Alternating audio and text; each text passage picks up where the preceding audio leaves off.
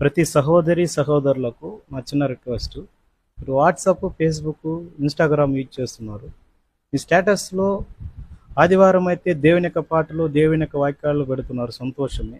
మిగతా దినాల్లో సినిమా పాటలు, కామెడీలు, ఇంకా చెప్పాలంటే మీకు నచ్చినట్లు ఏదో పెడుతున్నారు. ఇది ఎంతవరకు న్యాయము? దేవుని యొక్క లేఖనం ఏం చెప్తుంది తెలుసా?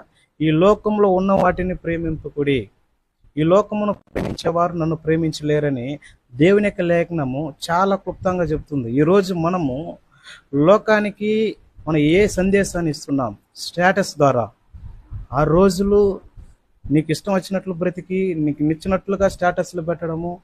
7వ రోజు అయితే దేవుని యొక్క ప్రభుదినం రోజు నువ్వు దేవుని యొక్క పాటలు, దేవుని యొక్క వాక్యం పెట్టడం ఎంతవరకు న్యాయము? ఈరోజు మనల్ని మనమే ప్రశ్నించుకుందాం. దేవుని నామాన్ని ఆ దేవుని నామాన్ని గణపరుస్తున్నాం. ప్రతి సహోదరి సహోదరులు వినాలి. ఈరోజు మన స్టేటస్లో ఏం పెడుతున్నాం?